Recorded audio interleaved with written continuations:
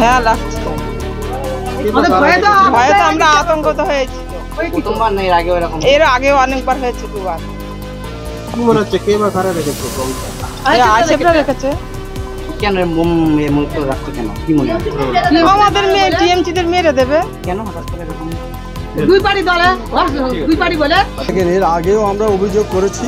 আপনারা জানেন যে গত নমিনেশন ফাইল করার সময় যেভাবে আইএসএফরা বোমা, বন্দুক, পিস্তল যেভাবে বাইরে থেকে আগ্নেয়াস্ত্র মজুত করেছিল, তার প্রতিফলন আমরা এতে পেয়েছি। আমরা গণনা কেন্দ্রে বলুন আর আপনার নমিনেশন ফাইলে আমরা সেটা পেয়েছি, দেখতে পেয়েছি। আপনারাও দেখতে পেয়েছেন, ভাঙড়ের মানুষ দেখতে পেয়েছে, গোটা রাজ্যের মানুষ দেখতে পেয়েছে। এই যে আইএসএফ, এই যে নওশাদ সিদ্দিকী, নওশাদ বাবু, উনি বলেছিলেন আমি পেন ধরিয়ে দেবো।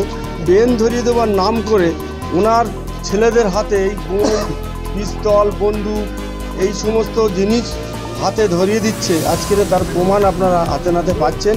দেখুন, এখানে একজন আইএসএফের ঘর থেকে এই এতগুলো মনীষাপুই বলে গিয়েছে যে এতগুলো বোম পাওয়া গিয়েছে এবং ওর নাকি মারারও চক্রান্ত করেছিল, সে ওটা ভালো রকম পরিষ্কারভাবে বলেছে। আমরা বলতে চাই যে আইএসএফের যেখানে যেখানে যারা আছে, সমাজবিরোধী যারা আছে, যারা এইসব বোম, বন্দুক, পিস্তল, আগ্নেয়াস্ত্র নিয়ে খেলা করছে, তাদেরকে অবিলম্বে গ্রেপ্তার করতে হবে।